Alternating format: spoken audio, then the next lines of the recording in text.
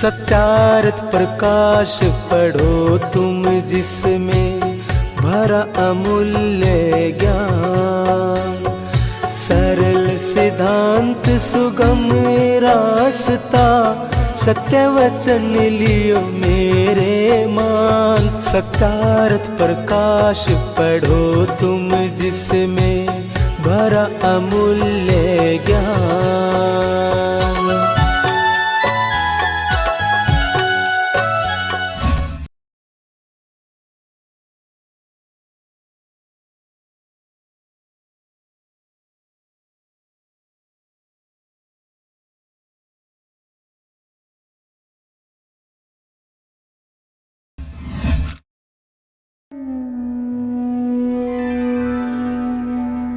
अथाष्टमसमुल्लासारम्भः।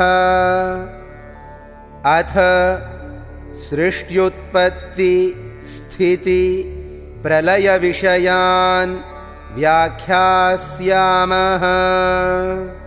इयं विसृष्टिर्यत आबभूव यदि वा दधे यदि वा न।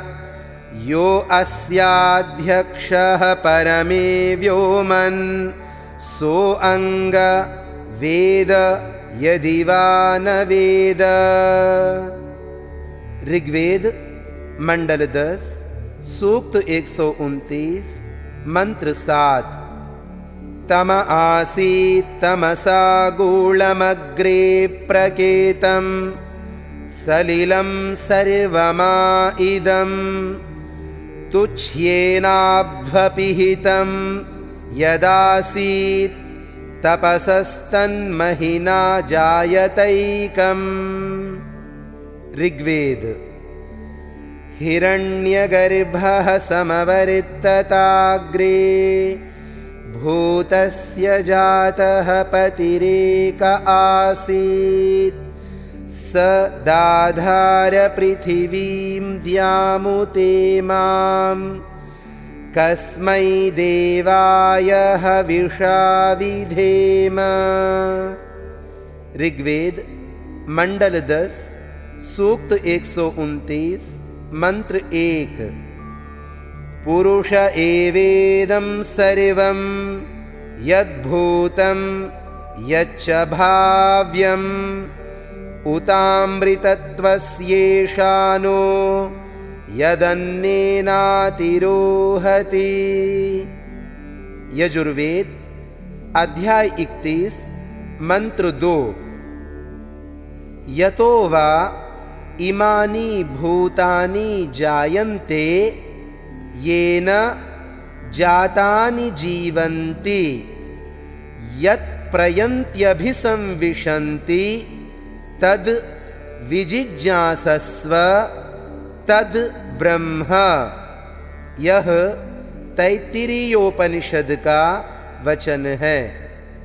हे अंग मनुष्य, जिससे यह विविध सृष्टि प्रकाशित हुई है, जो धारण और प्रलय करता है, जो इस जगत का स्वामी है, जिस व्यापक में यह सब जगत उत्पत्ति स्थिति प्रलय को प्राप्त होता है, सो परमात्मा है। उसको तू जान और दूसरे को सृष्टिकर्ता मत मान। यह सब जगत सृष्टि से पहले अंधकार से आवृत, रात्रि रूप में जानने के अयोग्य आकाश रूप सब जगत तथा तुच्छ अर्थात अनंत परमेश्वर के सम्मुख एक देशी आच्छादित था। पश्चात परमेश्वर ने अपने सामर्थ्य से कारण रूप से कार्य रूप कर दिया। हे मनुष्यों, जो सब सूर्यादि तेजस्वी पदार्थों का आधार और जो ये जगत हुआ है और होगा, उसका एक अद्वितीय पति परमात्मा इस जगत की उत्पत्ति के पूर्व विद्यमान था और जिसने पृथ्वी से लेके सूर्य पर्यंत जगत को उत्पन्न किया है, उस परमात्मा देव की प्रेम से भक्ति किया करें। हे मनुष्य, जो सब में पूर्ण पुरुष और जो नाश रहित कारण और जीव का स्वामी, जो पृथ्व्यादि जड़ और जीव से अतिरिक्त है, वही पुरुष इस सब भूत भविष्यत और वर्तमानस्थ जगत का बनाने वाला है। जिस परमात्मा की रचना से ये सब पृथ्वी आदि भूत उत्पन्न होते हैं, जिससे जीते और जिसमें प्रलय को प्राप्त होते हैं, वह ब्रह्म है। उसके जानने की इच्छा करो। जन्मादस्य यतः, जिससे इस जगत का जन्म, स्थिति और प्रलय होता है, वही ब्रह्म जानने योग्य है। यह जगत परमेश्वर से उत्पन्न हुआ है, वह अन्य से? निमित्त कारण परमात्मा से उत्पन्न हुआ है, परंतु इसका उपादान कारण प्रकृति है। क्या प्रकृति परमेश्वर ने उत्पन्न नहीं की? नहीं, वह अनादि है। अनादि किसको कहते हैं और कितने पदार्थ अनादि हैं? ईश्वर, जीव और जगत का कारण, ये तीन अनादि हैं। इसमें क्या प्रमाण है? द्वा सुपर्णा सयुजा सखाय समानं वृक्षं परिषस्व जाते तयोरन्यः पिप्पलं स्वाद्वत्यनश्नन्नन्यो अभिचाकशीति। ऋग्वेद मंडल 1 सूक्त 164 मंत्र 20। शाश्वतीभ्यः समाभ्यः। यजुर्वेद अध्याय 40 मंत्र 8। द्वा, जो ब्रह्म और जीव दोनों सुपर्णा, चेतनता और पालन आदि गुणों से सदृश, सयुजा, व्याप्य, व्यापक भाव से संयुक्त, सखाया, परस्पर मित्रता युक्त सनातन अनादि है, और समानम, वैसा ही, वृक्षम, अनादि मूल रूप कारण और शाखा रूप कार्य युक्त वृक्ष, अर्थात जो स्थूल होकर प्रलय में छिन्न भिन्न हो जाता है, वह तीसरा अनादि पदार्थ। इन तीनों के गुण, कर्म और स्वभाव भी अनादि हैं। तयोरन्यः, इन जीव और ब्रह्म में से एक जो जीव है, वह इस वृक्ष रूप संसार में पाप पुण्य रूप फलों को स्वादुति, अच्छे प्रकार भोगता है, और दूसरा परमात्मा कर्मों के फलों को अनशनन, ना भोगता हुआ चारों ओर, अर्थात भीतर बाहर सर्वत्र प्रकाशमान हो रहा है। जीव से ईश्वर, ईश्वर से जीव, और दोनों से प्रकृति भिन्न स्वरूपा, तीनों अनादि हैं। शाश्वती अर्थात अनादि सनातन जीव रूप प्रजा के लिए वेद द्वारा परमात्मा ने सब विद्याओं का बोध किया है। अजामेकां लोहित शुक्ल कृष्णां बह्वीः प्रजाः सृजमानां स्वरूपाः अजोह्येको जुषमाणोऽनुशेते जहात्येनां भुक्तभोगामजोन्यः। यह उपनिषद का वचन है। प्रकृति, जीव और परमात्मा तीनों अज, अर्थात जिनका जन्म कभी नहीं होता और ना कभी जन्म लेते, अर्थात ये तीन सब जगत के कारण हैं। इनका कारण कोई नहीं। इस अनादि प्रकृति का भोग अनादि जीव करता हुआ फंसता है, और उसमें परमात्मा ना फंसता और ना उसका भोग करता है। ईश्वर और जीव का लक्षण ईश्वर विषय में कह आए हैं। अब प्रकृति का लक्षण लिखते हैं। सत्वरजस्तमसां साम्यावस्था प्रकृतिः प्रकृतेर्महान् महतोऽहंकारो अहंकारात् पंचतन्मात्राण्युभयमिन्द्रियम् पंचतन्मात्रेभ्यः स्थूलभूतानि पुरुष इति पंचविंशतिर्गणः। यह सांख्य सूत्र है। सत्व शुद्ध, रजः मध्य, तमः जाड्य अर्थात जड़ता, तीन वस्तु मिलकर जो एक संघात है उसका नाम प्रकृति है। उससे महतत्व बुद्धि, उससे अहंकार, उससे 5 तन्मात्रा, सूक्ष्म भूत और 10 इंद्रियां तथा 11वां मन, 5 तन्मात्राओं से पृथ्वी आदि 5 भूत, ये 24 और 25वां पुरुष अर्थात जीव और परमेश्वर हैं। इनमें से प्रकृति अविकारिणी और महतत्व, अहंकार तथा 5 सूक्ष्म भूत प्रकृति का कार्य और इंद्रियां मन तथा स्थूल भूतों का कारण है। पुरुष ना किसी की प्रकृति उपादान कारण और ना किसी का कार्य। सदैव सोम्येदमग्र आसीत् असद्वा इदमग्र आसीत् आत्मा वा इदमग्र आसीत् ब्रह्म वा इदमग्र आसीत्। ये उपनिषदों के वचन हैं। हे श्वेतकेतु, यह जगत सृष्टि के पूर्व सत, असत, आत्मा और ब्रह्म रूप था। पश्चात तदैक्षत बहुस्यां प्रजायेयेति सोकामयत बहुस्यां प्रजायेयेति।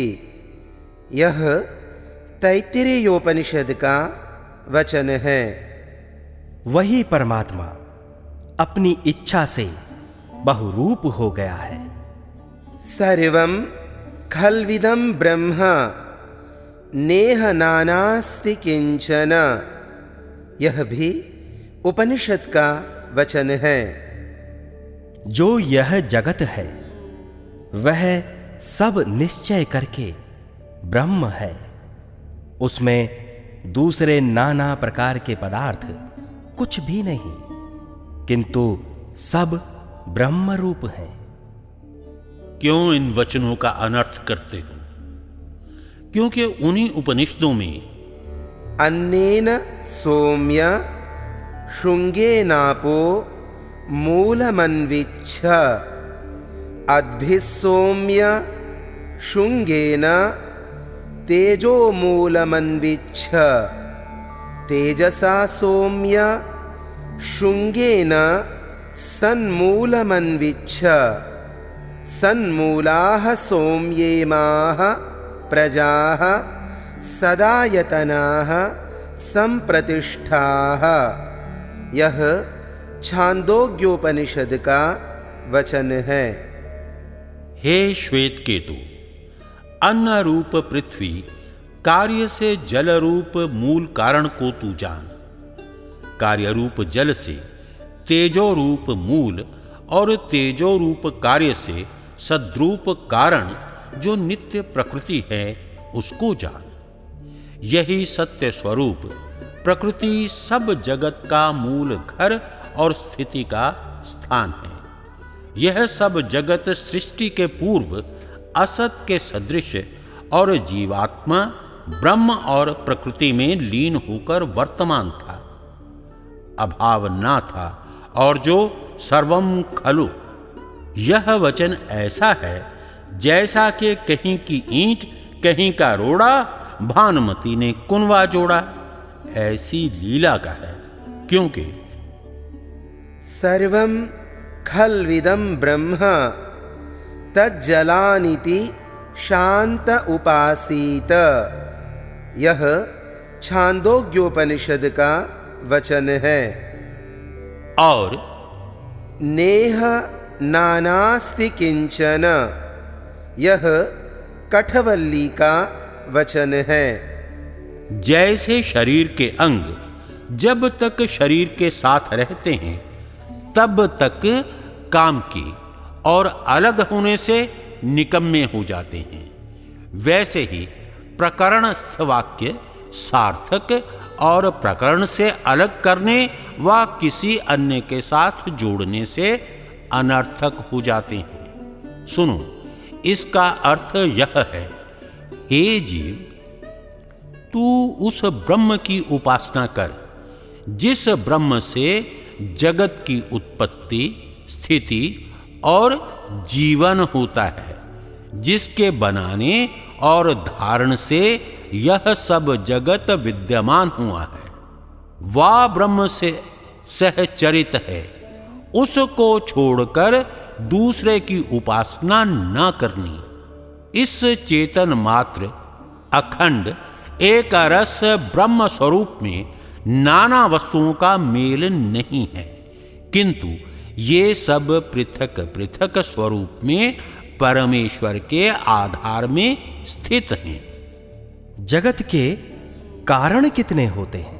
3, एक निमित्त, दूसरा उपादान, तीसरा साधारण।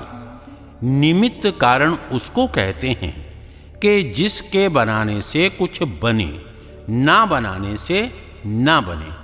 आप स्वयं बने नहीं, दूसरे को प्रकारांतर बना देवे।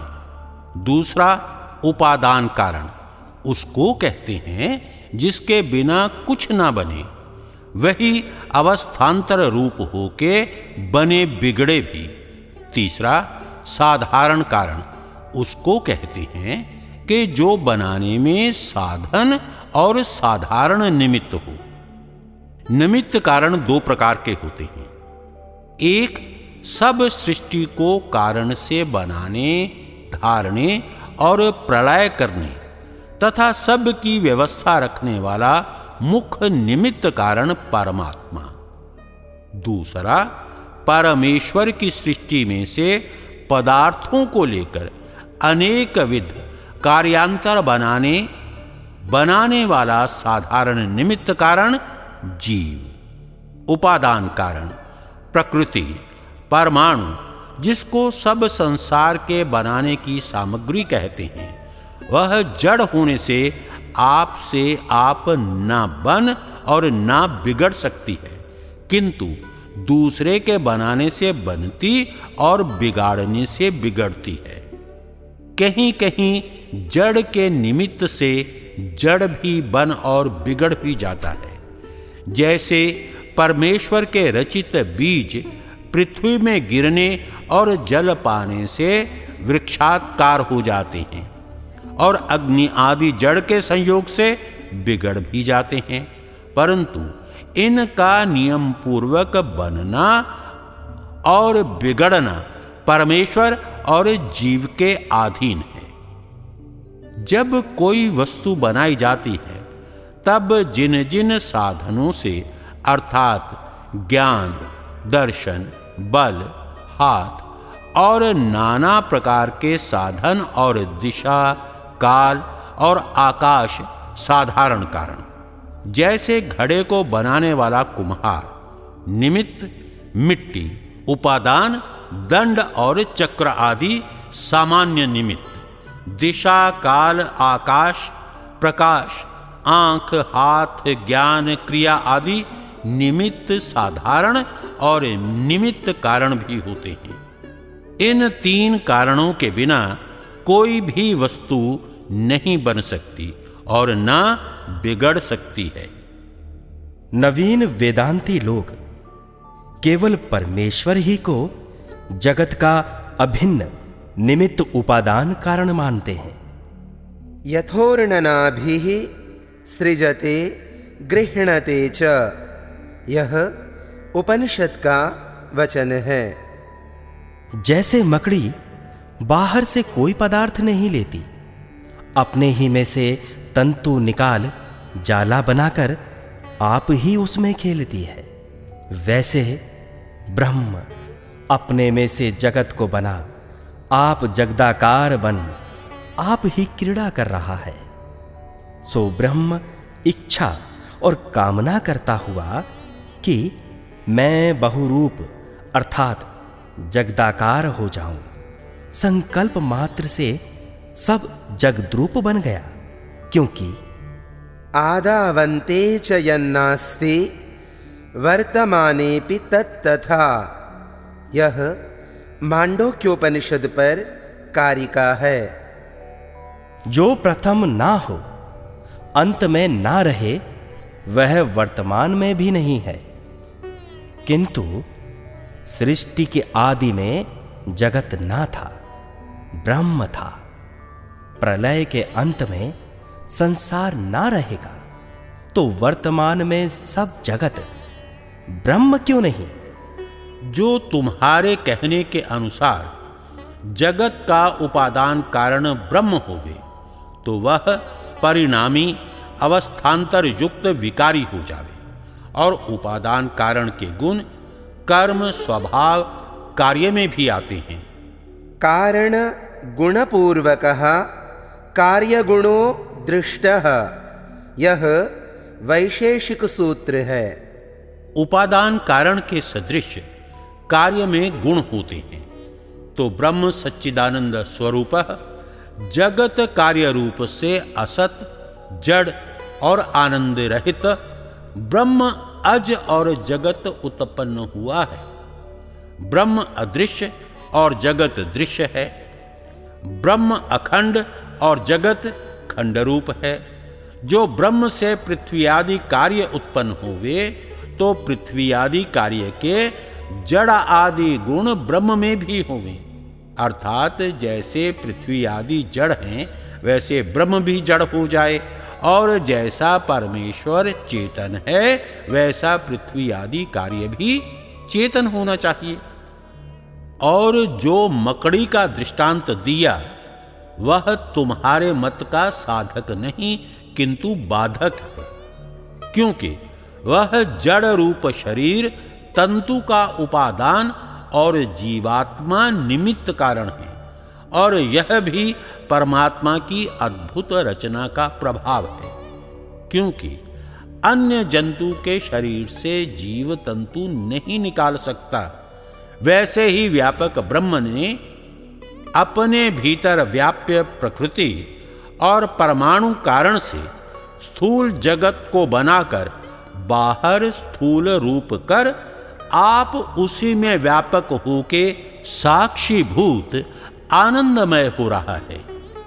और जो परमात्मा ने ईक्षण अर्थात दर्शन विचार और कामना की कि मैं सब जगत को बनाकर प्रसिद्ध हूं, अर्थात जब जगत उत्पन्न होता है तभी जीवों के विचार ज्ञान ध्यान उपदेश श्रवण में परमेश्वर प्रसिद्ध और बहुत स्थूल पदार्थों से सहवर्तमान होता है।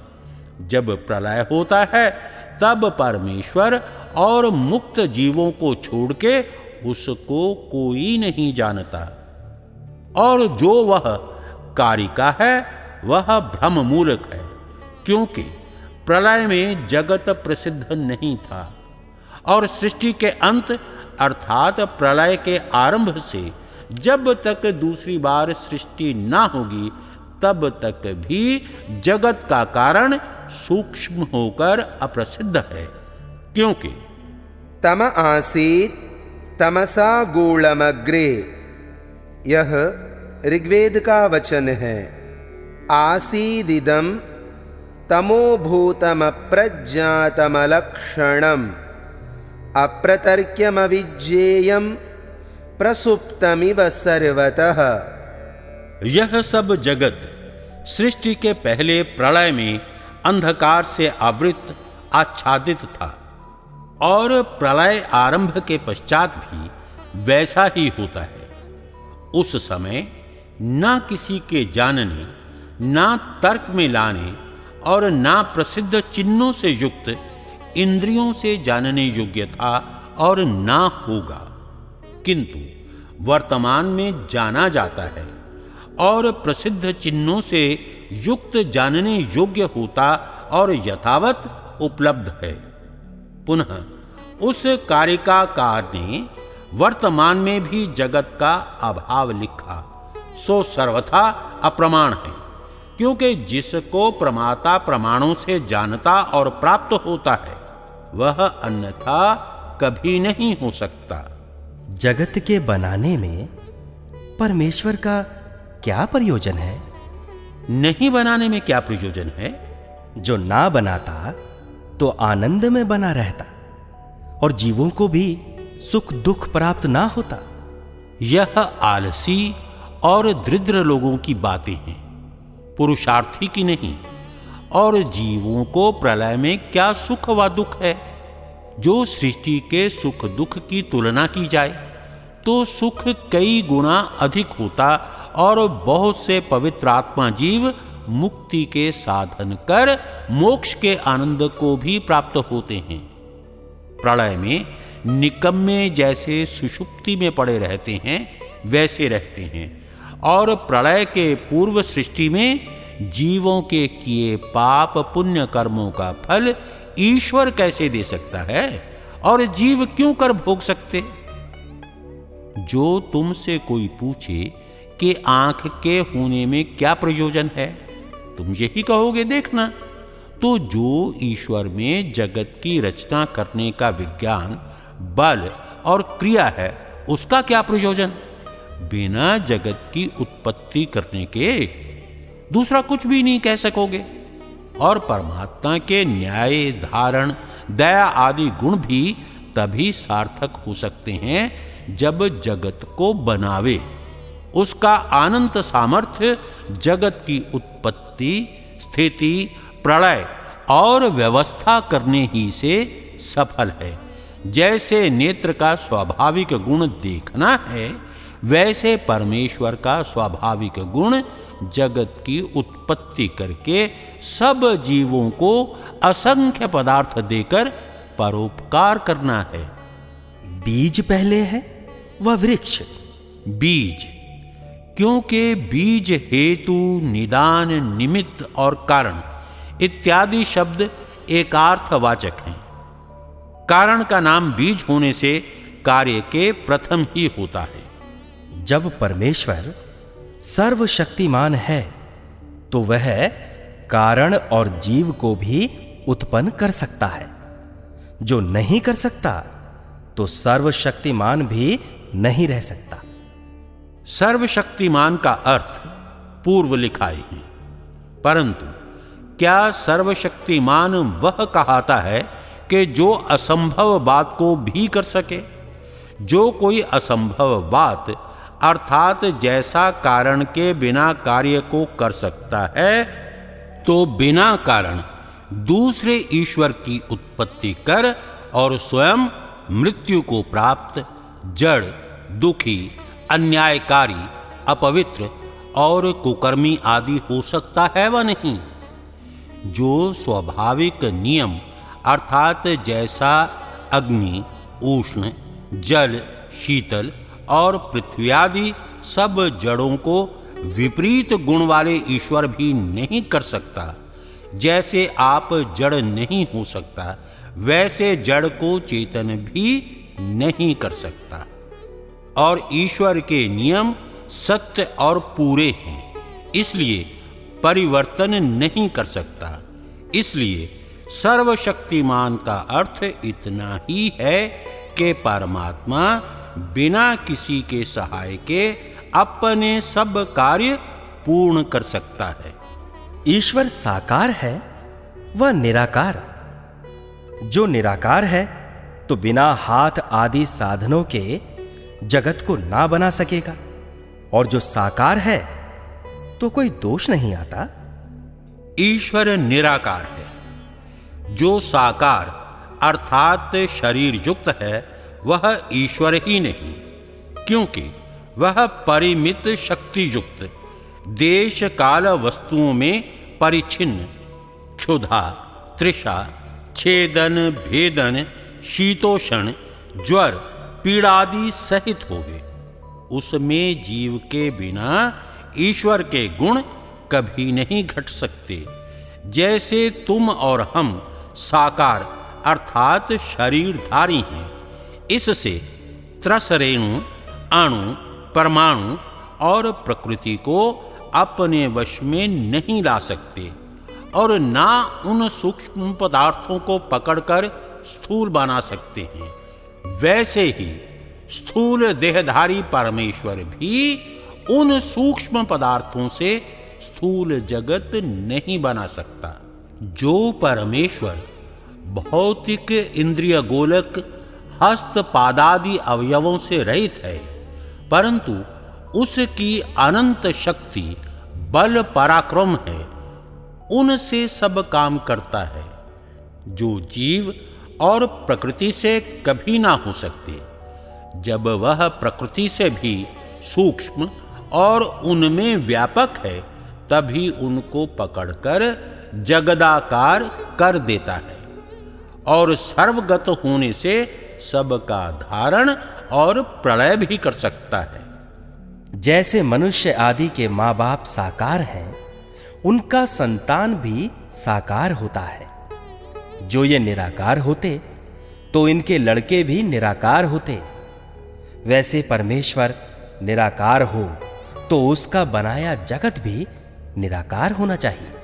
यह तुम्हारा प्रश्न लड़के के समान है, क्योंकि हम अभी यह कह चुके हैं कि परमेश्वर जगत का उपादान कारण नहीं, किंतु निमित्त कारण है, और जो स्थूल होता है वह प्रकृति और परमाणु जगत का उपादान कारण है, और वे सर्वथा निराकार नहीं, किंतु परमेश्वर से स्थूल और अन्य कार्य से सूक्ष्म आकार रखते हैं। क्या कारण के बिना परमेश्वर कार्य को नहीं कर सकता? नहीं, क्योंकि जिसका अभाव अर्थात जो वर्तमान नहीं है, उसका भाव वर्तमान होना सर्वथा असंभव है। जैसे कोई गपोड़ा हाँक दे कि मैंने वंध्या के पुत्र और पुत्री का विवाह देखा। वह नरश्रृंग का धनुष और दोनों खपुष्प की माला पहरे हुए थे, मृग तृष्णिका के जल में स्नान करते और गंधर्व नगर में रहते थे। वहां बद्दल के बिना वर्षा, पृथ्वी के बिना सब अन्नों की उत्पत्ति आदि होती थी। वैसा ही कारण के बिना कार्य का होना असंभव है। जैसे कोई कहे मम माता पितरौ नस्तो अहमेवमेव जातः मम मुखे जिह्वा नास्ति वदामि च। अर्थात मेरे माता पिता ना थे, ऐसे ही मैं उत्पन्न हुआ हूं। मेरे मुख में जीभ नहीं है, परंतु बोलता हूं। बिल में सर्प ना था, निकल आया। मैं कहीं ना था, ये भी कहीं ना थे, और हम सब जने आए हैं। ऐसी असंभव बात प्रमत्त गीत अर्थात पागल लोगों की है। जो कारण के बिना कार्य नहीं होता, तो कारण का कारण कौन है? जो केवल कारण रूप ही हैं, वे कार्य किसी के नहीं होते, और जो किसी का कारण और किसी का कार्य होता है वह दूसरा कहाता है। जैसे पृथ्वी घर आदि का कारण और जल आदि का कार्य होता है, परंतु जो आदि कारण प्रकृति है वह अनादि है। मूले मूलाभावादमूलम मूलम, यह सांख्य सूत्र है।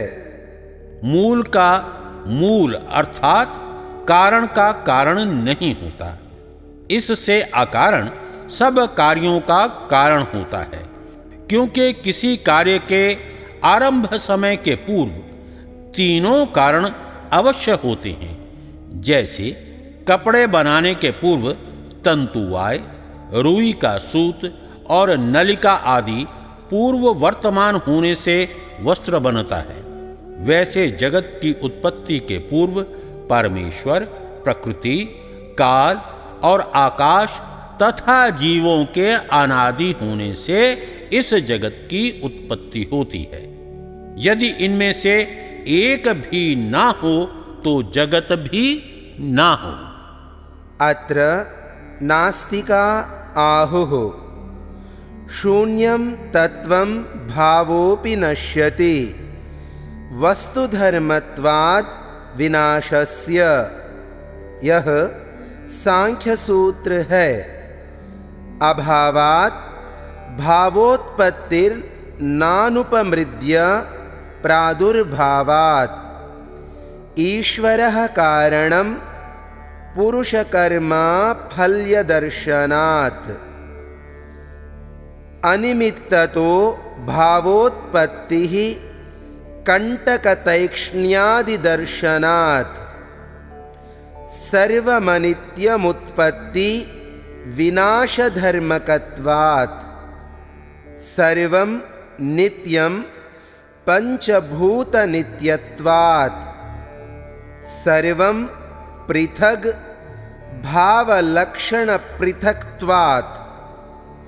सर्वमभावो भावेष्वितरेतराभावसिद्धेः। न्यायसूत्र अध्याय 4 आहनिक 1। यहां नास्तिक लोग ऐसा कहते हैं कि शून्य ही एक पदार्थ है।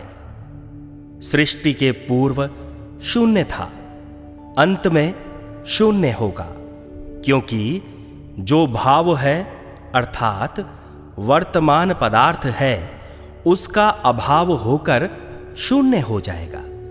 शून्य आकाश, अदृश्य, अवकाश और बिंदु को भी कहते हैं। शून्य जड़ पदार्थ।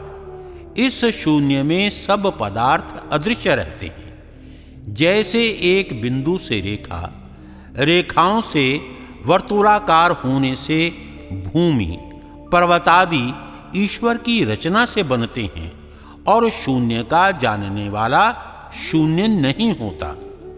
दूसरा नास्तिक। अभाव से भाव की उत्पत्ति होती है। जैसे बीज का मर्दन किए बिना अंकुर उत्पन्न नहीं होता और बीज को तोड़कर देखें तो अंकुर का अभाव है। जब प्रथम अंकुर नहीं दिखता तो अभाव से उत्पत्ति हुई। जो बीज का उपमर्दन करता है वह प्रथम ही बीज में था। जो ना होता तो उत्पन्न कभी नहीं होता। तीसरा नास्तिक कहता है कि कर्मों का फल पुरुष के कर्म करने से नहीं प्राप्त होता। कितने ही कर्म निष्फल दिखने में आते हैं, इसलिए अनुमान किया जाता है कि कर्मों का फल प्राप्त होना ईश्वर के अधीन है। जिस कर्म का फल ईश्वर देना चाहे देता है, जिस कर्म का फल देना नहीं चाहता नहीं देता। इस बात से कर्म फल ईश्वर अधीन है। जो कर्म का फल ईश्वर अधीन हो तो बिना कर्म किए ईश्वर फल क्यों नहीं देता? इसलिए जैसा कर्म मनुष्य करता है वैसा ही फल ईश्वर देता है। इससे ईश्वर स्वतंत्र पुरुष को कर्म का फल नहीं दे सकता, किंतु जैसा कर्म जीव करता है वैसा ही फल ईश्वर देता है। चौथा नास्तिक कहता है कि बिना निमित्त के पदार्थों की उत्पत्ति होती है। जैसा बबूल आदि वृक्षों के कांटे तीक्ष्ण अणि वाले देखने में आते हैं, इससे विदित होता है कि जब जब सृष्टि का आरंभ होता है तब तब शरीर आदि पदार्थ बिना निमित्त के होते हैं। जिससे पदार्थ उत्पन्न होता है वही उसका निमित्त है। बिना कंटकी वृक्ष के कांटे उत्पन्न क्यों नहीं होते? पांचवा नास्तिक कहता है कि सब पदार्थ उत्पत्ति और विनाश वाले हैं, इसलिए सब अनित्य हैं।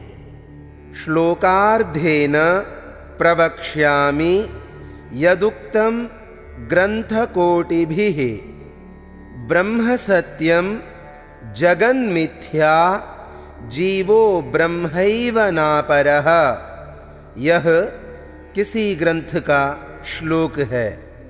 नवीन वेदांती लोग पांचवें नास्तिक की कोटि में हैं, क्योंकि वे ऐसा कहते हैं कि करोड़ों ग्रंथों का ये सिद्धांत है, ब्रह्म सत्य जगत मिथ्या और जीव ब्रह्म से भिन्न नहीं। जो सबकी नित्यता नित्य है तो सब अनित्य नहीं हो सकता। सबकी नित्यता भी अनित्य है। जैसे अग्नि काष्ठों को नष्ट कर आप भी नष्ट हो जाता है। जो यथावत उपलब्ध होता है उसका वर्तमान में अनित्यत्व और परम सूक्ष्म कारण को अनित्य कहना कभी नहीं हो सकता। जो वेदांती लोग ब्रह्म से जगत की उत्पत्ति मानते हैं तो ब्रह्म के सत्य होने से उसका कार्य असत्य कभी नहीं हो सकता। जो स्वप्न रज्जू सर्प दिवत कल्पित कहें तो भी नहीं बन सकता, क्योंकि कल्पना गुण है, गुण से द्रव्य और गुण द्रव्य से पृथक नहीं रह सकता। जब कल्पना का कर्ता नित्य है तो उसकी कल्पना भी नित्य होनी चाहिए, नहीं तो उसको भी अनित्य मानो। जैसे स्वप्न बिना देखे सुने कभी नहीं आता। जो जागृत अर्थात वर्तमान समय में सत्य पदार्थ है उनके साक्षात संबंध से प्रत्यक्षादि ज्ञान होने पर संस्कार अर्थात उनका वासना रूप ज्ञान आत्मा में स्थित होता है। स्वप्न में उन्हीं को प्रत्यक्ष देखता है। जैसे सुषुप्ति होने से बाह्य पदार्थों के ज्ञान के अभाव में भी बाह्य पदार्थ विद्यमान रहते हैं, वैसे प्रलय में भी कारण द्रव्य वर्तमान रहता है। जो संस्कार के बिना स्वप्न होवे तो जन्मांध को भी रूप का स्वप्न होवे, इसलिए वहां उनका ज्ञान मात्र है और बाहर सब पदार्थ वर्तमान है। जैसे जागृत के पदार्थ स्वप्न और दोनों के सुषुप्ति में अनित्य हो जाते हैं, वैसे जागृत के पदार्थों को भी स्वप्न के तुल्य मानना चाहिए। ऐसा कभी नहीं मान सकते, क्योंकि स्वप्न और सुषुप्ति में बाह्य पदार्थों का अज्ञान मात्र होता है, अभाव नहीं। जैसे किसी के पीछे की ओर बहुत से पदार्थ अदृष्ट रहते हैं, उनका अभाव नहीं होता, वैसे ही स्वप्न और सुषुप्ति की बात है। इसलिए जो पूर्व कह आए कि ब्रह्म जीव और जगत का कारण अनादि नित्य है, वही सत्य है। छठा नास्तिक कहता है कि पांच भूतों के नित्य होने से जगत नित्य है। ये बात सत्य नहीं, क्योंकि जिन पदार्थों का उत्पत्ति और विनाश का कारण देखने में आता है वे सब नित्य हों तो सब स्थूल जगत तथा शरीर घट पटादि पदार्थों को उत्पन्न और विनष्ट होता देखते ही हैं। इससे कार्य को नित्य नहीं मान सकते। सातवां नास्तिक कहता है कि सब पृथक पृथक हैं, कोई एक पदार्थ नहीं है। जिस जिस पदार्थ को हम देखते हैं कि उनमें दूसरा एक पदार्थ कोई भी नहीं दिखता। अवयवों में अवयवी, वर्तमान काल, आकाश, परमात्मा और जाति पृथक पृथक पदार्थ समूहों में एक एक हैं। उनसे पृथक कोई पदार्थ नहीं हो सकता। इसलिए सब पृथक पदार्थ नहीं, किंतु स्वरूप से पृथक पृथक हैं, और पृथक पृथक पदार्थों में एक पदार्थ भी है।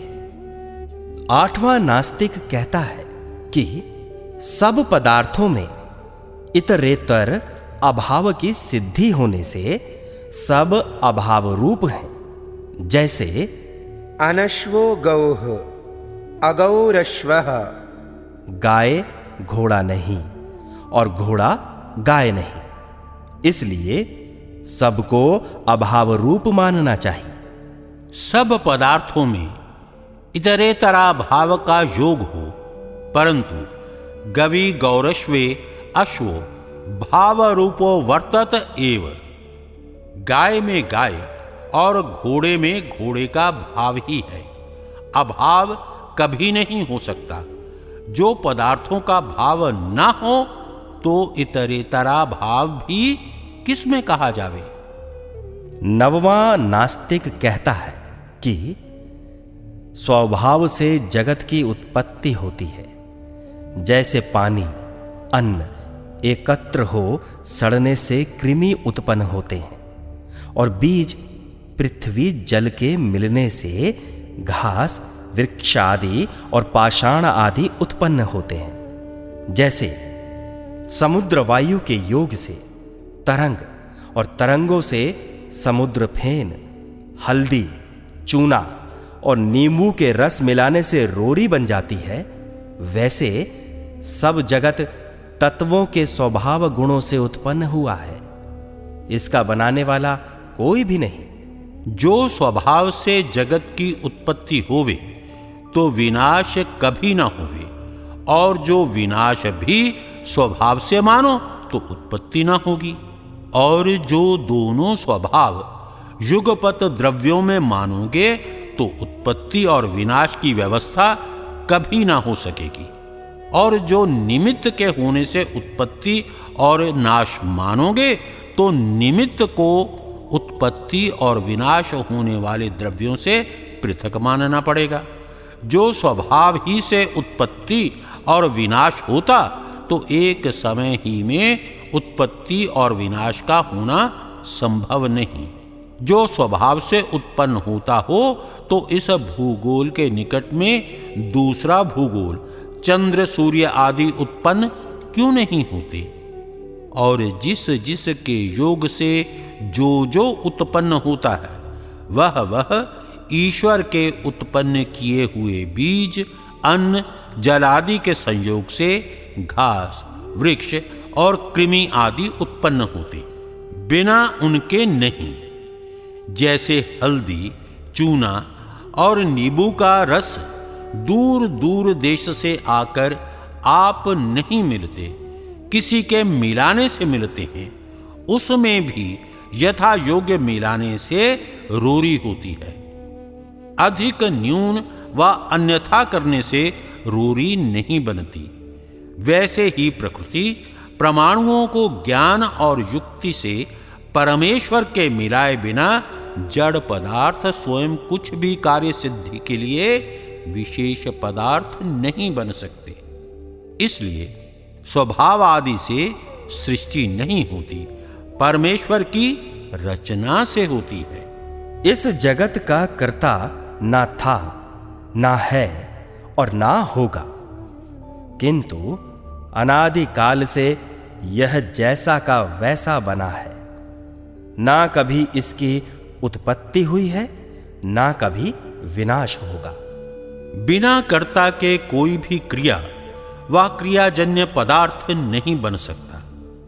जिन पृथ्वी आदि पदार्थों में संयोग विशेष से रचना दिखती है वे अनादि कभी नहीं हो सकते, और जो संयोग से बनता है वह संयोग के पूर्व नहीं होता और वियोग के अंत में नहीं रहता।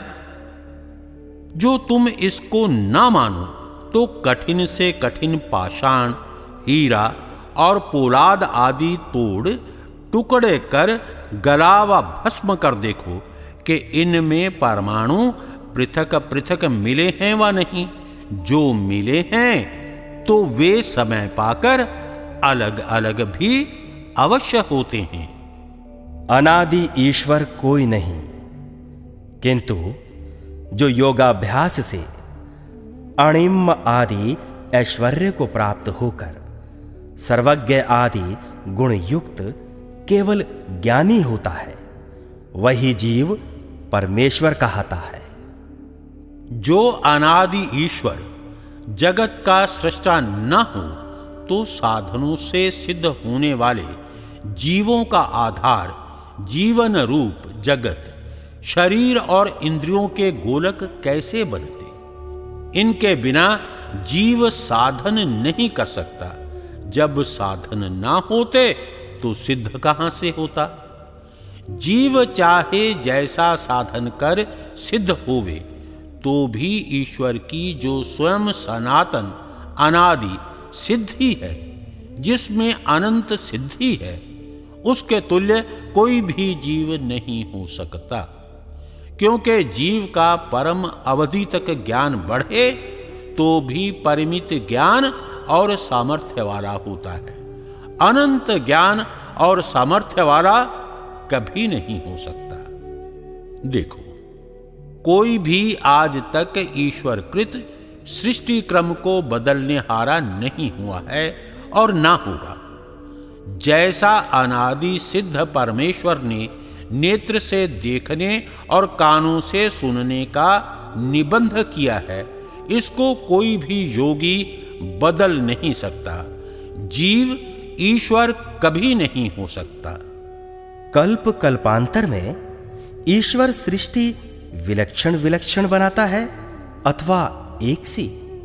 जैसे कि अब है वैसी पहले थी और आगे होगी, भेद नहीं करता। सूर्या चंद्रमसौ धाता यथा पूर्वमकल्पयत् दिवं च पृथिवीं चान्तरिक्षमथो स्वः। ऋग्वेद मंडल 10 सूक्त 190 मंत्र 3। धाता परमेश्वर जैसे पूर्व कल्प में सूर्य, चंद्र, विद्युत, पृथ्वी, अंतरिक्ष आदि बनाता था, वैसे ही अब बनाए हैं और आगे भी वैसे ही बनावेगा।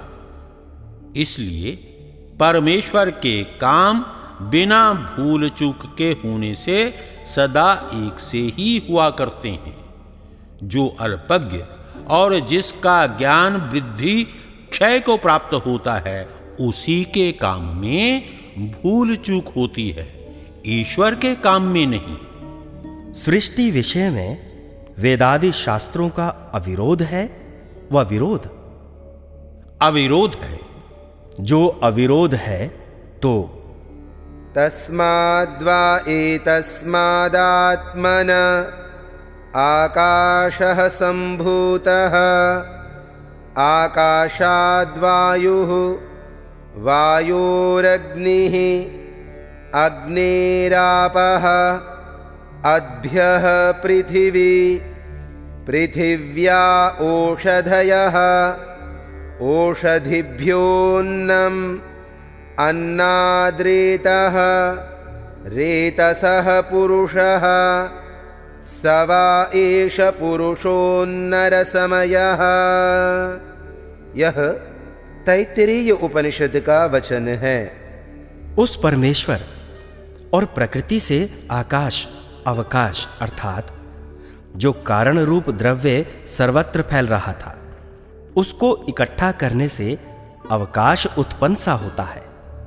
वास्तव में आकाश की उत्पत्ति नहीं होती, क्योंकि बिना आकाश के प्रकृति और परमाणु कहां ठहर सके। आकाश के पश्चात वायु, वायु के पश्चात अग्नि, अग्नि के पश्चात जल, जल के पश्चात पृथ्वी, पृथ्वी से औषधि, औषधियों से अन्न, अन्न से वीर्य और वीर्य से पुरुष अर्थात शरीर उत्पन्न होता है। यहाँ आकाश आदि क्रम से और छंद योग्य में अग्नेय आदि, एतरेय में जलादि क्रम से सृष्टि हुई। वेदों में कहीं पुरुष, कहीं हिरण्यगर्भ आदि से मीमांसा में कर्म, वैशेषिक काल, न्याय में परमाणु, योग में पुरुषार्थ, सांख्य में प्रकृति और वेदांत में ब्रह्म से सृष्टि की उत्पत्ति मानी है। अब किसको सच्चा और किसको झूठा माने? इसमें सब सच्चे, कोई झूठा नहीं।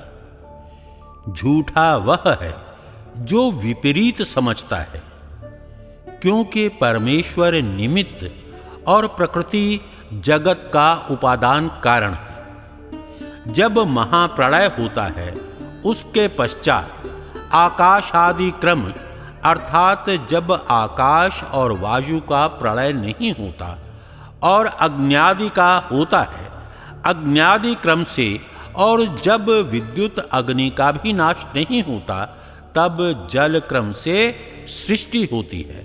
अर्थात जिस जिस प्रलय में जहां जहां तक प्रलय होता है, वहां वहां से सृष्टि की उत्पत्ति होती है। पुरुष और हिरण्यगर्भादि प्रथम समूलास में लिख भी आए हैं। वे सब नाम परमेश्वर के हैं, परंतु विरोध उसको कहते हैं कि एक कार्य में एक ही विषय पर विरुद्धवाद होवे। 6 शास्त्रों में अविरोध देखो इस प्रकार है।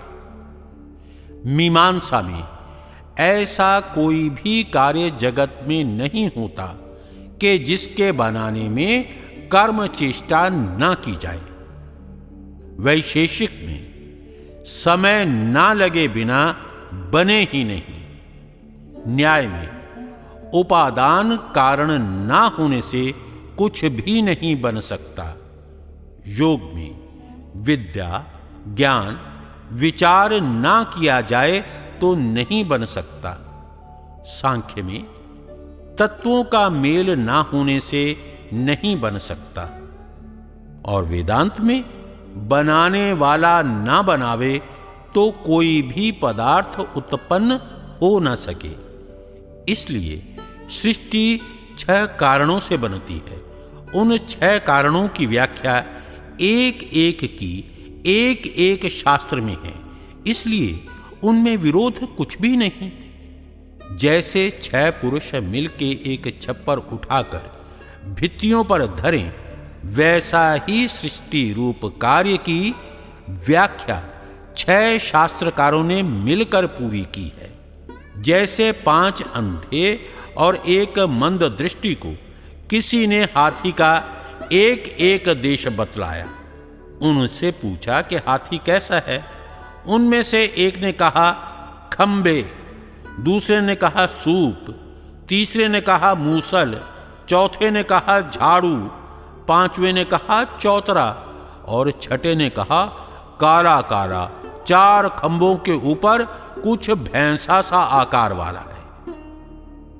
इसी प्रकार आजकल के अनार्ष नवीन ग्रंथों के पढ़ने और प्राकृत भाषा वालों ने ऋषि प्रणीत ग्रंथ ना पढ़कर नवीन क्षुद्र बुद्धि कल्पित संस्कृत और भाषाओं के ग्रंथ पढ़कर एक दूसरे की निंदा में तत्पर होके झूठा झगड़ा मचाया है। इनका कथन बुद्धिमानों के व अन्य के मानने योग्य नहीं, क्योंकि जो अंधों के पीछे अंधे चलें तो दुख क्यों ना पावे।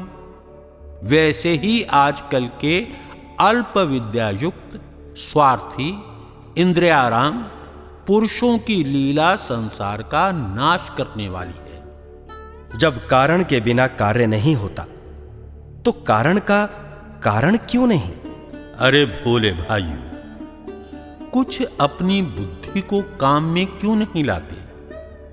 देखो, संसार में 2 ही पदार्थ होते हैं, एक कारण, दूसरा कार्य। जो कारण है वह कार्य नहीं, और जिस समय कार्य है वह कारण नहीं। जब तक मनुष्य सृष्टि को यथावत नहीं समझता, तब तक उसको यथावत ज्ञान प्राप्त नहीं होता। नित्यायाः सत्वरजस्तमसां साम्यावस्थायाः प्रकृतेरुत्पन्नानां परमसूक्ष्माणां पृथक् पृथग् वर्तमानानां तत्त्वपरमाणूनां प्रथमः संयोगारम्भः। संयोगविशेषात् अवस्थान्तरस्य स्थूलाकारप्राप्तिः सृष्टिरुच्यते। अनादि नित्य स्वरूप सत्व, रजस और तमो गुणों की एक अवस्था रूप प्रकृति से उत्पन्न जो परम सूक्ष्म पृथक पृथक तत्व अवयव विद्यमान हैं, उन्हीं का प्रथम ही जो संयोग का आरंभ है, संयोग विशेषों से अवस्थांतर दूसरी अवस्था को सूक्ष्म से सूक्ष्म स्थूल बनते बनाते विचित्र रूप बनी है। इसी से यह संसर्ग होने से सृष्टि कहाती है। भला जो प्रथम संयोग में मिलने और मिलाने वाला पदार्थ है, जो संयोग का आदि और वियोग का अंत अर्थात जिसका विभाग नहीं हो सकता, उसको कारण, और जो संयोग के पीछे बनता और वियोग के पश्चात वैसा नहीं रहता, वह कार्य कहाता है। जो उस कारण का कारण, कार्य का कार्य, कर्ता का कर्ता, साधन का साधन और साध्य का साध्य कहाता है। वह देखता, अंधा, सुनता, बहरा और जानता हुआ मूढ़ है। क्या आंख की आंख, दीपक का दीपक और सूर्य का सूर्य कभी हो सकता है? जो जिससे उत्पन्न होता है वह कारण, और जो उत्पन्न होता है वह कार्य, और जो कारण को कार्य रूप बनाने हारा है वह कर्ता कहाता है। नासतो विद्यते भावो नाभावो विद्यते सतः उभयोरपि दृष्टोऽन्तस्त्वनयोस्तत्त्वदर्शिभिः। यह भगवद गीता का वचन है। कभी असत का भाव वर्तमान और सत का अभाव अवर्तमान नहीं होता। इन दोनों का निर्णय तत्वदर्शी लोगों ने जाना है। अन्य पक्षपाती, आग्रही, मलिन आत्मा, अविद्वान लोग इस बात को सहज में कैसे जान सकते हैं? क्योंकि जो मनुष्य विद्वान सत्संगी होकर पूरा विचार नहीं करता, वह सदा भ्रमजाल में पड़ा रहता है। धन्य वे पुरुष हैं जो कि सब विद्याओं के सिद्धांतों को जानते हैं और जानने के लिए परिश्रम करते हैं, जानकर औरों को निष्कपटता से जनाते हैं। इससे जो कोई कारण के बिना सृष्टि मानता है, वह कुछ भी नहीं जानता। जब सृष्टि का समय आता है, तब परमात्मा उन परम सूक्ष्म पदार्थों को इकट्ठा करता है। उसकी प्रथम अवस्था में जो परम सूक्ष्म प्रकृति रूप कारण से कुछ स्थूल होता है, उसका नाम महतत्व, और जो उससे कुछ स्थूल होता है उसका नाम अहंकार, और अहंकार से भिन्न भिन्न 5 सूक्ष्म भूत श्रोत्र, त्वचा, नेत्र, जिह्वा, घ्राण, 5 ज्ञान इंद्रियां, वाक, हस्त, पाद, उपस्थ और गुदा, ये 5 कर्म इंद्रियां हैं। और 11वां मन कुछ स्थूल उत्पन्न होता है, और उन 5 तन मात्राओं से अनेक स्थूल अवस्थाओं को प्राप्त होते हुए क्रम से 5 स्थूल भूत, जिनको हम लोग प्रत्यक्ष देखते हैं, उत्पन्न होते हैं। उनसे नाना प्रकार की औषधियां, वृक्ष आदि, उनसे अन्न, अन्न से वीर्य और वीर्य से शरीर होता है। परंतु आदि सृष्टि मैथुनी नहीं होती, क्योंकि जब स्त्री पुरुषों के शरीर परमात्मा बनाकर उनमें जीवों का संयोग कर देता है, तदनंतर मैथुनी सृष्टि चलती है। देखो, शरीर में किस प्रकार की ज्ञान पूर्वक सृष्टि रची है कि जिसको विद्वान लोग देखकर आश्चर्य मानते हैं। भीतर हाड़ों का जोड़, नाड़ियों का बंधन, मांस का लेपन, चमड़ी का ढक्कन, प्लीहा, यकृत, फेफड़ा, पंखा कला का स्थापन, रुधिर शोधन, प्रचालन, विद्युत का स्थापन, जीव का संयोजन, शिरोरूप मूल रचन, लोम, नखादि का स्थापन, आंख की अतीव सूक्ष्म शिरा का तारवत ग्रंथन, इंद्रियों के मार्गों का प्रकाशन, जीव के जागृत, स्वप्न, सुषुप्ति अवस्था के भोगने के लिए स्थान विशेषों का निर्माण, सब धातु का विभागकरण, कला, कौशल, स्थापन आदि अद्भुत सृष्टि को बिना परमेश्वर के कौन कर सकता है। इसके बिना नाना प्रकार के रत्न, धातु से जड़ित भूमि, विविध प्रकार वट वृक्ष आदि के बीजों में अति सूक्ष्म रचना, असंख्य हरित, श्वेत, पीत, कृष्ण, चित्र, मध्य रूपों से युक्त पत्र, पुष्प, फल, मूल निर्माण, मिष्ट, क्षार, कटुक, क्षाय, तिक्त, अमल आदि विविध रस, सुगंध आदि युक्त पत्र, पुष्प, फल, अन्न, कंद मूलादि रचन, अनेकानेक करोड़ों भूगोल, सूर्य चंद्रादि लोक निर्माण, धारण ब्राह्मण नियमों में रखना आदि परमेश्वर के बिना कोई भी नहीं कर सकता। जब कोई किसी पदार्थ को देखता है तो दो प्रकार का ज्ञान उत्पन्न होता है। एक जैसा वह पदार्थ है और दूसरा उनमें रचना देखकर बनाने वाले का ज्ञान है। जैसे किसी ने सुंदर आभूषण जंगल में पाया, देखा तो विदित हुआ कि ये सुवर्ण का है और किसी बुद्धिमान कारीगर ने बनाया है। इस प्रकार यह नाना प्रकार सृष्टि में विविध रचना बनाने वाले परमेश्वर को सिद्ध करती है। मनुष्य की सृष्टि प्रथम हुई या पृथ्वी आदि की? पृथ्वी आदि की, क्योंकि पृथ्वी आदि के बिना मनुष्य की स्थिति और पालन नहीं हो सकता।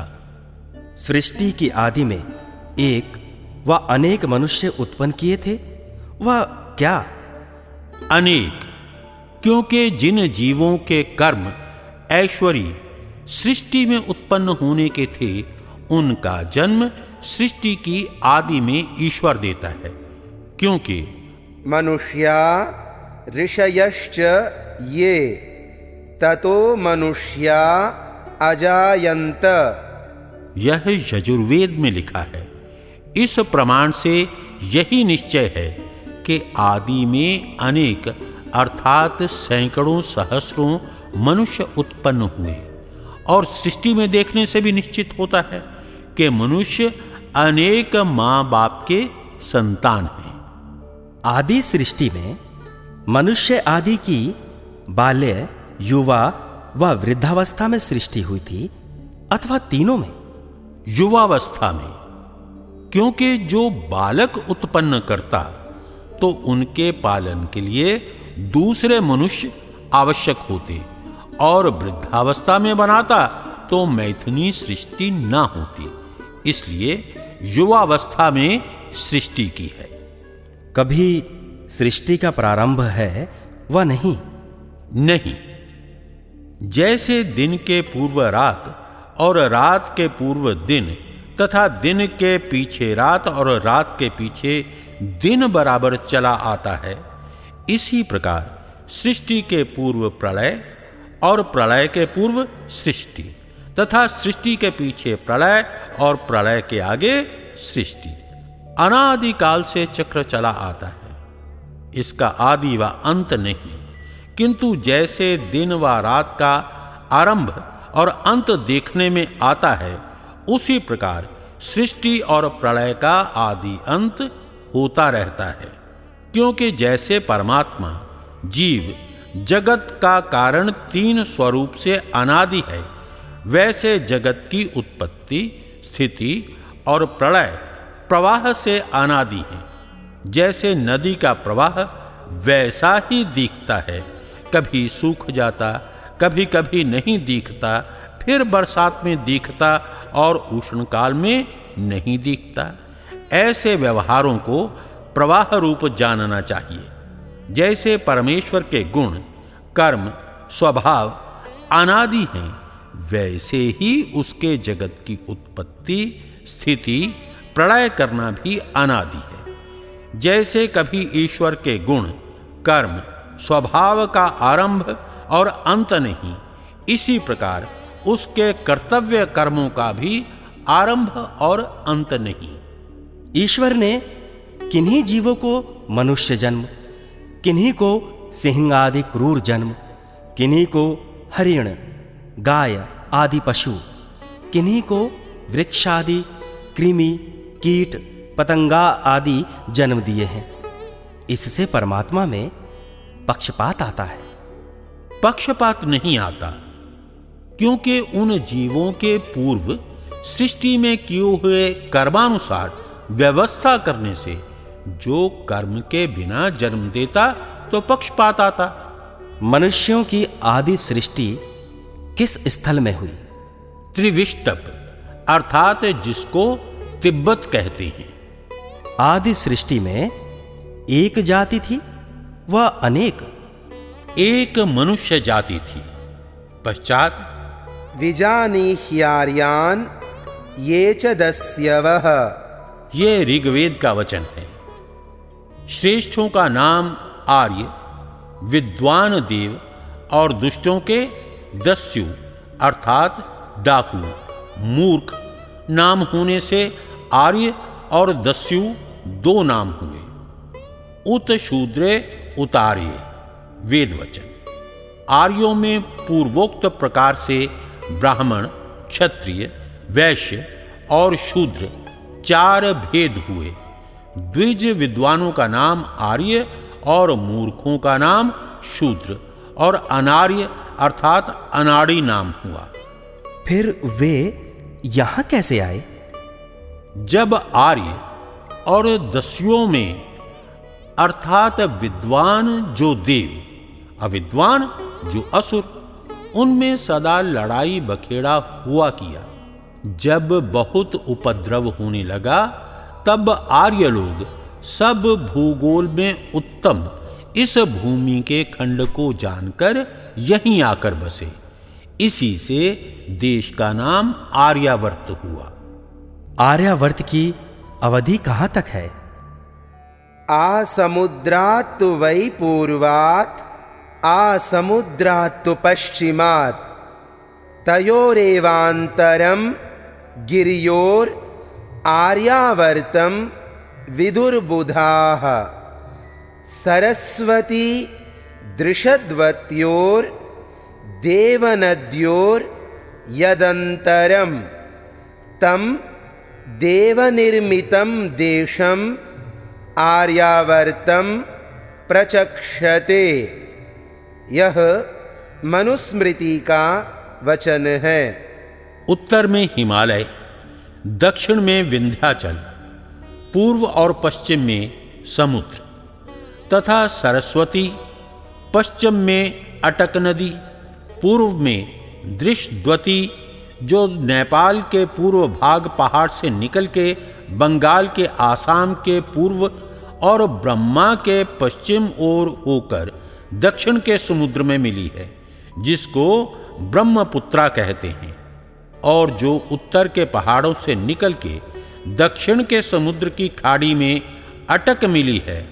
हिमालय की मध्य रेखा से दक्षिण और पहाड़ों के भीतर और रामेश्वर पर्यंत विंध्याचल के भीतर जितने देश हैं, उन सबको आर्यावर्त इसलिए कहती हैं कि यह आर्यावर्त देव अर्थात विद्वानों ने बसाया और आर्यजनों के निवास करने से आर्यावर्त कहाया है। प्रथम इस देश का नाम क्या था और इसमें कौन बसते थे? इसके पूर्व इस देश का नाम कोई भी नहीं था और ना कोई आर्यों के पूर्व इस देश में बसते थे, क्योंकि आर्य लोग सृष्टि की आदि में कुछ काल के पश्चात तिब्बत से सूधे इसी देश में आकर बसे।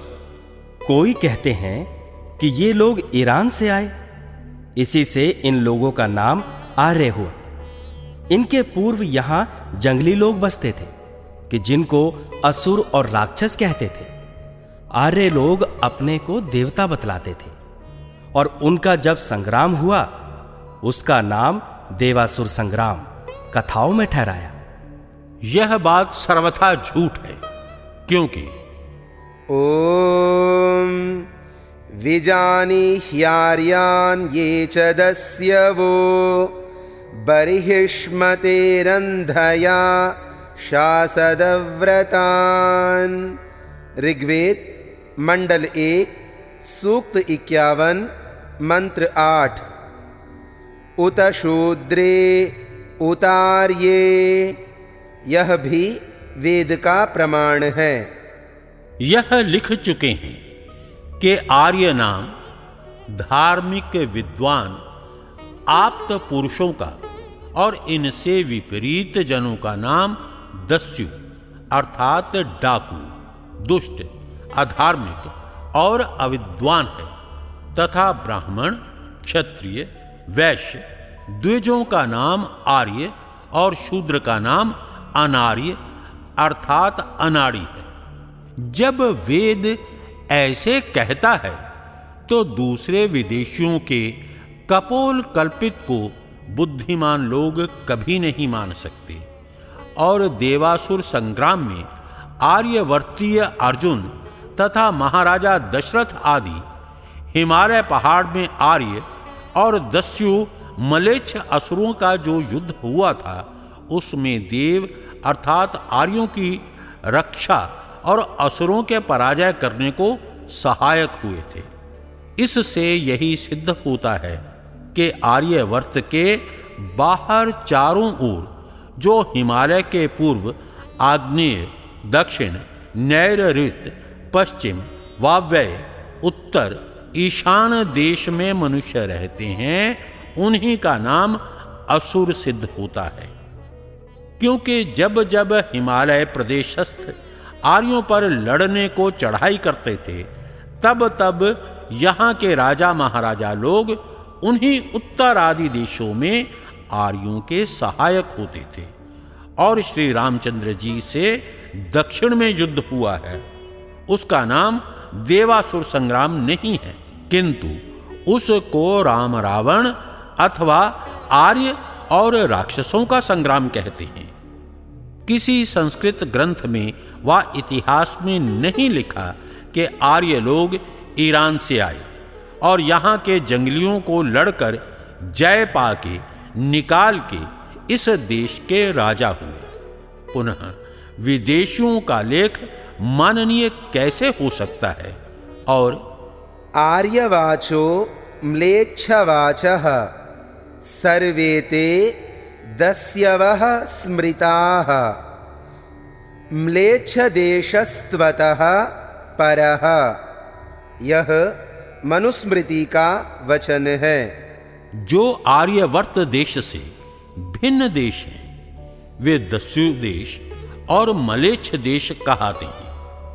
इससे भी यह सिद्ध होता है कि आर्यवर्त से भिन्न पूर्व देश से लेकर ईशान, उत्तर, वायव्य और पश्चिम देशों में रहने वालों का नाम दस्यु और मलेच्छ तथा असुर है।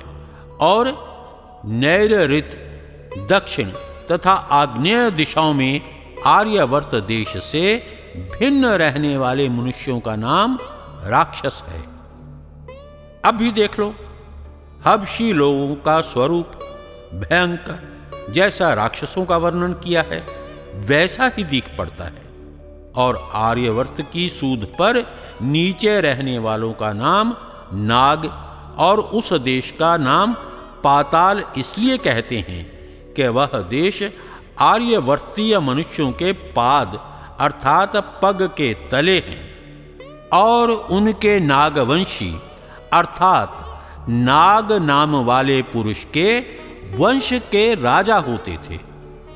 उसी की उलोपी राजकन्या से अर्जुन का विवाह हुआ था, अर्थात इक्ष्वाकु से लेकर कौरव पांडव तक सर्व भूगोल में आर्यों का राज्य और वेदों का थोड़ा थोड़ा प्रचार आर्यवर्त से भिन्न देशों में भी रहा। इसमें यह प्रमाण है कि ब्रह्मा का पुत्र विराट, विराट का मनु, मनु के मरीच्यादि 10, इनके स्वयंभुव आदि 7 राजा और उनके संतान इक्ष्वाकु आदि राजा जो आर्यवर्त के प्रथम राजा हुए, जिन्होंने यह आर्यवर्त बसाया है। अब अभाग्योदय से और आर्यों के आलस्य, प्रमाद, परस्पर के विरोध से अन्य देशों के राज्य करने की तो कथा ही क्या कहनी, किंतु आर्यवर्त में भी आर्यों का अखंड, स्वतंत्र, स्वाधीन, निर्भय राज्य इस समय नहीं है। जो कुछ है सो भी विदेशियों के पदाक्रांत हो रहा है। कुछ थोड़े राजा स्वतंत्र हैं। दुर्दिन जब आता है तब देशवासियों को अनेक प्रकार का दुख भोगना पड़ता है। कोई कितना ही करे, परंतु जो स्वदेशीय राज्य होता है वह सर्वोपरि उत्तम होता है, अथवा मत मतांतर के आग्रह रहित अपने और पराये का पक्षपात शून्य प्रजा पर पिता माता के समान कृपा, न्याय और दया के साथ विदेशियों का राज्य भी पूर्ण सुखदायक नहीं है। परंतु भिन्न भिन्न भाषा, पृथक पृथक शिक्षा, अलग व्यवहार का विरोध छूटना अति दुष्कर है। बिना इसके छूटे परस्पर का पूरा उपकार और अभिप्राय सिद्ध होना कठिन है। इसलिए जो कुछ वेदादि शास्त्रों में व्यवस्था व इतिहास लिखे हैं उसी का मान्य करना भद्र पुरुषों का काम है। जगत की उत्पत्ति में कितना समय व्यतीत हुआ? 1 अरब 96 करोड़ कई लाख और कई सहस्त्र वर्ष जगत की उत्पत्ति और वेदों के प्रकाश होने में हुए हैं। इसका स्पष्ट व्याख्यान मेरी बनाई भूमिका में लिखा है, देख लीजिए। इत्यादि प्रकार सृष्टि के बनाने और बनने में है, और यह भी है कि सबसे सूक्ष्म टुकड़ा अर्थात जो काटा नहीं जाता उसका नाम परमाणु, 60 परमाणुओं के मिले हुए का नाम अणु, 2 अणु का एक द्वैअणुक जो स्थूल वायु है, 3 द्वैअणुक का अग्नि, 4 द्वैअणुक का जल, 5 द्वैअणुक की पृथ्वी अर्थात 3 द्वैअणुक का त्रसरेणु और उसका दूना होने से पृथ्वी आदि दृश्य पदार्थ होते हैं। इसी प्रकार क्रम से मिलाकर भूगोल आदि परमात्मा ने बनाए हैं। इसका धारण कौन करता है? कोई कहता है शेष अर्थात सहस्र फण वाले सर्प के सिर पर पृथ्वी है। दूसरा कहता है कि बैल के सींग पर। तीसरा कहता है कि किसी पर नहीं। चौथा कहता है कि वायु के आधार। 5वां कहता है सूर्य के आकर्षण से खींची हुई अपने ठिकाने पर स्थित। छठा कहता है कि पृथ्वी भारी होने से नीचे नीचे आकाश में चली जाती है। इत्यादि में किस बात को सत्य माने?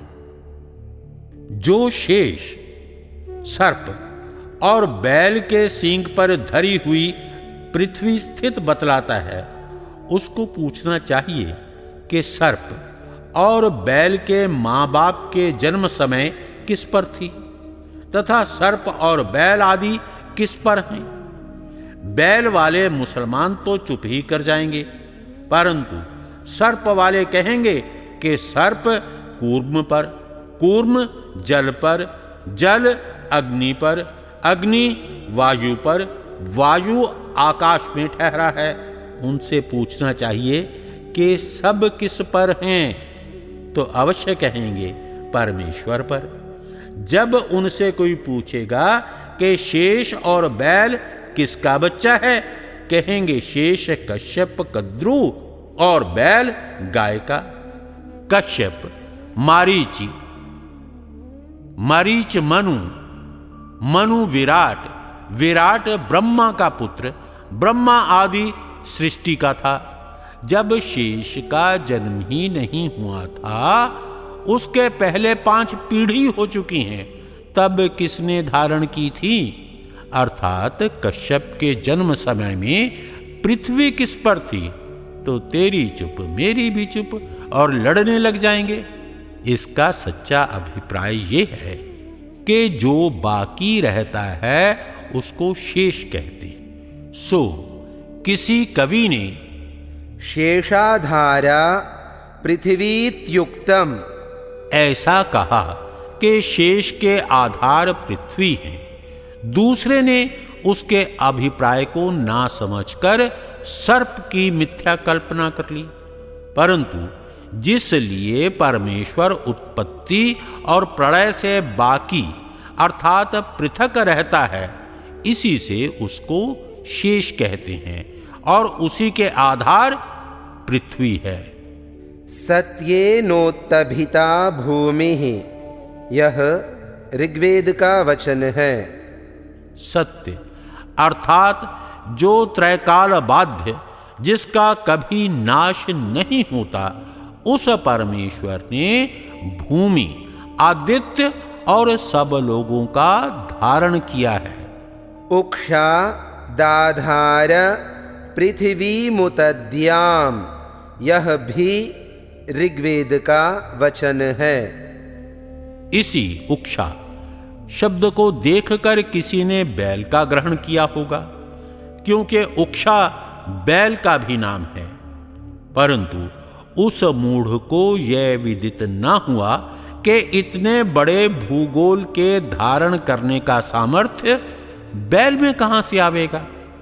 इसलिए उक्षा वर्षा द्वारा भूगोल के सेचन करने से सूर्य का नाम है। उसने अपने आकर्षण से पृथ्वी को धारण किया है, परंतु सूर्य आदि का धारण करने वाला बिना परमेश्वर के दूसरा कोई भी नहीं है। इतने इतने बड़े भूगोलों को परमेश्वर कैसे धारण कर सकता होगा? जैसे अनंत आकाश के सामने बड़े बड़े भूगोल कुछ भी अर्थात समुद्र के आगे जल के छोटे कण के तुल्य भी नहीं है, वैसे अनंत परमेश्वर के सामने असंख्यात लोक एक परमाणु के तुल्य भी नहीं कह सकते। वह बाहर भीतर सर्वत्र व्यापक अर्थात विभु प्रजासु, यह यजुर्वेद का वचन है। वह परमात्मा सब प्रजाओं में व्यापक होकर सबका धारण कर रहा है। जो वह ईसाई मुसलमान पुराणियों के कथनानुसार विभु ना होता तो इस सब सृष्टि का धारण कभी नहीं कर सकता, क्योंकि बिना प्राप्ति के किसी को कोई धारण नहीं कर सकता। कोई कहे कि ये सब लोग परस्पर आकर्षण से धारित होंगे, पुनः परमेश्वर के धारण करने की क्या अपेक्षा है? उनको यह उत्तर देना चाहिए कि यह सृष्टि अनंत है व शांत। जो अनंत कहें तो आकार वाली वस्तु अनंत कभी नहीं हो सकती, और जो शांत कहें तो उनके पर भाग सीमा अर्थात जिसके परे कोई भी दूसरा लोक नहीं है, वहां किसके आकर्षण से धारण होगा। जैसे समष्टि और व्यष्टि अर्थात जब सब समुदाय का नाम वन रखते हैं तो समष्टि कहाता है, और एक एक वृक्षादि को भिन्न भिन्न गणना करें तो व्यष्टि कहाता है। वैसे सब भूगोलों को समष्टि गिनकर जगत कहें तो सब जगत का धारण और आकर्षण का कर्ता बिना परमेश्वर के दूसरा कोई भी नहीं।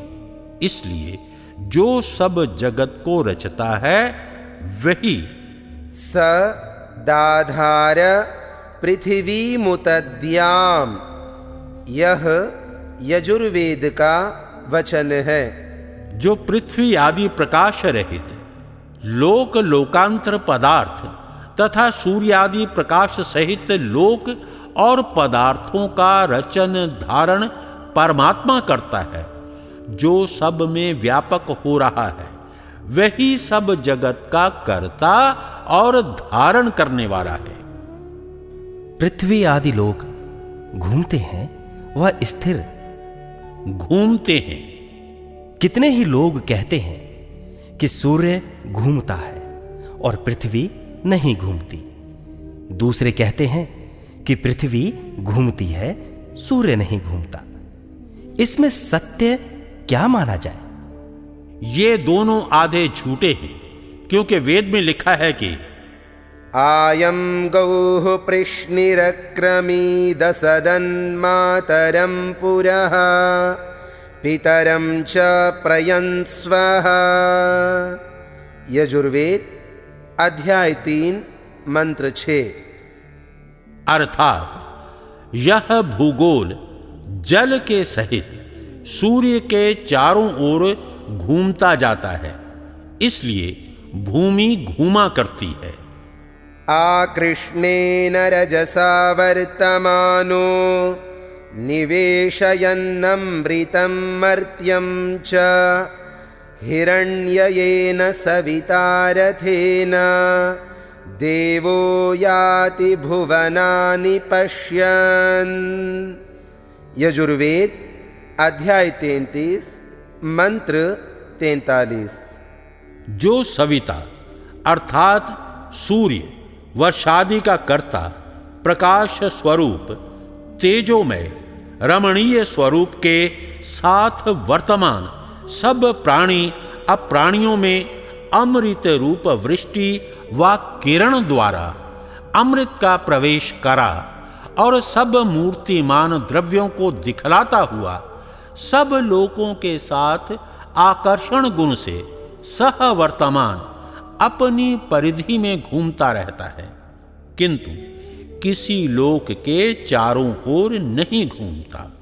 वैसे ही एक एक ब्रह्मांड में एक सूर्य प्रकाशक और दूसरे सब लोक लोकांतर प्रकाश्य हैं।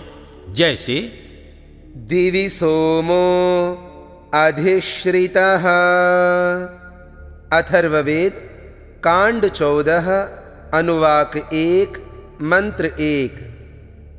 जैसे यह चंद्रलोक सूर्य से प्रकाशित होता है, वैसे ही पृथ्वी आदि लोक भी सूर्य के प्रकाश ही से प्रकाशित होते हैं, परंतु रात और दिन सर्वदा वर्तमान रहते हैं, क्योंकि पृथ्वी आदि लोक घूमकर जितना भाग सूर्य के सामने आता है उतने में दिन, और जितना पृष्ठ में अर्थात आड़ में होता जाता है उतने में रात।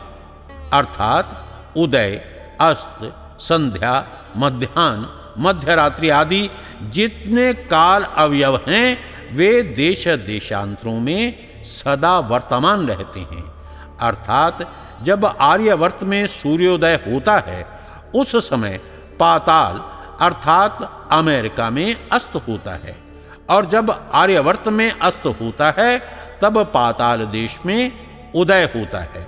जब आर्यवर्त में मध्य दिन व मध्य रात है, उसी समय पाताल देश में मध्य रात और मध्य दिन रहता है। जो लोग कहते हैं कि सूर्य घूमता और पृथ्वी नहीं घूमती, वे सब अज्ञ हैं, क्योंकि जो ऐसा होता तो कई सहस्र वर्ष के दिन और रात होते।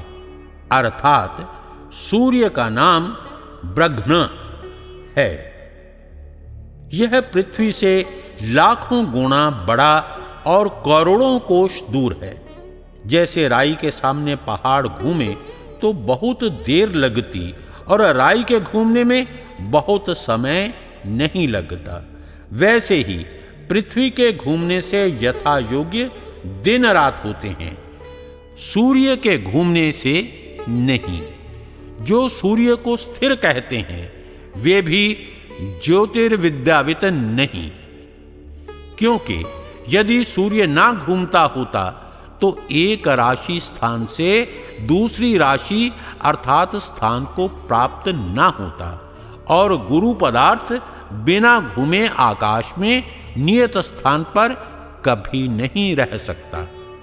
और जो जैनी कहते हैं कि पृथ्वी घूमती नहीं किंतु नीचे नीचे चली जाती है और 2 सूर्य और 2 चंद्र केवल जम्बू द्वीप में बतलाते हैं, वे तो गहरी भांग के नशे में निमग्न हैं। क्यों? जो नीचे नीचे चली जाती तो चारों ओर वायु के चक्र ना बनने से पृथ्वी छिन्न भिन्न होती और निम्न स्थलों में रहने वालों को वायु का स्पर्श ना होता। नीचे वालों को अधिक होता और एक सी वायु की गति होती। 2 सूर्य चंद्र होते तो रात और कृष्ण पक्ष का होना ही नष्ट भ्रष्ट होता। इसलिए एक भूमि के पास एक चंद्र और अनेक चंद्र, अनेक भूमियों के मध्य में एक सूर्य रहता। सूर्य, चंद्र और तारे क्या वस्तु हैं और उनमें मनुष्य आदि सृष्टि है व नहीं? ये सब भूगोल लोक और इनमें मनुष्य आदि प्रजा भी रहती है, क्योंकि एतेषु हीदं सर्वं वसुहितं एते हीदं सर्वं वासयन्ते तद यदिदं सर्वं वासयन्ते तस्माद् वसव इति। शतपथ ब्राह्मण कांड 14। पृथ्वी, जल, अग्नि, वायु, आकाश, चंद्र, नक्षत्र और सूर्य, इनका वसु नाम इसलिए है कि इन्हीं में सब पदार्थ और प्रजा बसती है और यही सबको बसाते हैं, जिसलिए वास के निवास करने के घर हैं, इसलिए इनका नाम वसु है। जब पृथ्वी के समान सूर्य, चंद्र और नक्षत्र वसु हैं, पश्चात उनमें इसी प्रकार प्रजा के होने में क्या संदेह है? और जैसे परमेश्वर का यह छोटा सा लोक मनुष्य आदि सृष्टि से भरा हुआ है, तो क्या ये सब लोग शून्य होंगे? परमेश्वर का कोई भी काम निष्प्रयोजन नहीं होता, तो क्या इतने असंख्य लोकों में मनुष्य आदि सृष्टि ना हो तो सफल कभी हो सकता है? इसलिए सर्वत्र मनुष्य आदि सृष्टि है। जैसे इस देश में मनुष्य आदि सृष्टि की आकृति अवयव हैं, वैसे ही अन्य लोकों में होगी वह विपरीत। कुछ कुछ आकृति में भेद होने का संभव है। जैसे इस देश में चीने, हबशी और आर्यवर्त, यूरोप में अवयव और रंग रूप आकृति का भी थोड़ा थोड़ा भेद होता है, इसी प्रकार लोक लोकांतरों में भी भेद होते हैं। परंतु जिस जाति की जैसी सृष्टि इस देश में है, वैसी जाति ही की सृष्टि अन्य लोकों में भी है। जिस जिस शरीर के प्रदेश में नेत्रादि अंग हैं, उसी उसी प्रदेश में लोकांतर में भी उसी जाति के अवयव भी वैसे ही होते हैं, क्योंकि सूर्या चंद्रमसौ धाता यथा पूर्वमकल्पयत् दिवंच पृथिवीं चांतरिक्षमथो स्वः। ऋग्वेद मंडल 10 सूक्त 190। धाता परमात्मा ने जिस प्रकार के सूर्य, चंद्र, द्यौ, भूमि, अंतरिक्ष और तत्रस्थ सुख विशेष पदार्थ पूर्व कल्प में रचे थे, वैसे ही इस कल्प अर्थात इस सृष्टि में रचे हैं तथा सब लोक लोकांतरों में भी बनाए गए हैं। भेद किंचित मात्र नहीं होता। जिन वेदों का इस लोक में प्रकाश है, उन्हीं का उन लोकों में भी प्रकाश है व नहीं? उन्हीं का है। जैसे एक राजा की राज्य व्यवस्था नीति सब देशों में समान होती है, उसी प्रकार परमात्मा राजा राजेश्वर की वेदोक्त नीति अपने सृष्टि रूप सब राज्य में एक सी है। जब ये जीव और प्रकृतिस्थ तत्व अनादि और ईश्वर के बनाए नहीं हैं, तो ईश्वर का अधिकार भी इन पर ना होना चाहिए, क्योंकि सब स्वतंत्र हुए। जैसे राजा और प्रजा समकाल में होते हैं और राजा के अधीन प्रजा होती है, वैसे ही परमेश्वर के अधीन जीव और जड़ पदार्थ हैं। जब परमेश्वर सब सृष्टि का बनाने, जीवों के कर्म फलों के देने, सब का यथावत रक्षक और अनंत सामर्थ्य वाला है, तो अल्प सामर्थ्य भी और जड़ पदार्थ उसके अधीन क्यों ना हो?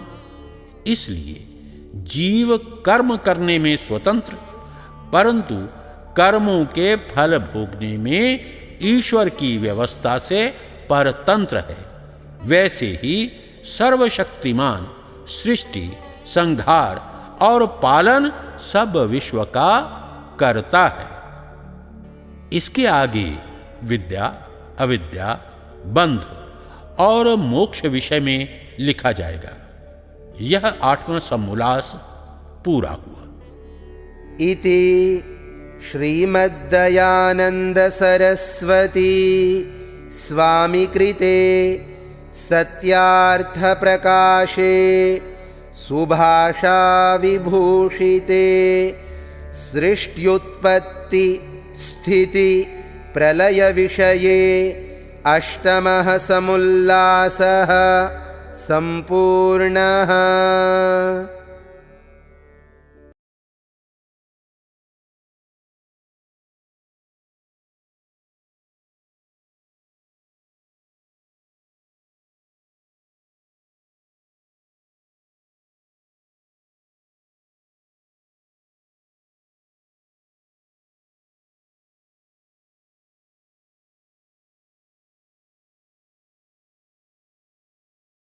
अमर ग्रंथ सत्यार्थ प्रकाश को विभिन्न भाषाओं में पढ़ने और सुनने के लिए अपने मोबाइल में डाउनलोड करें Satyarth Prakash audio application Google Play Store और एप्पल ऐप स्टोर पर उपलब्ध। अमर ग्रंथ सत्यार्थ प्रकाश को घर बैठे प्राप्त करने के लिए हमारी वेबसाइट वैदिकप्रकाशन.com पर जाएं अथवा 9540040339 पर व्हाट्सएप करें।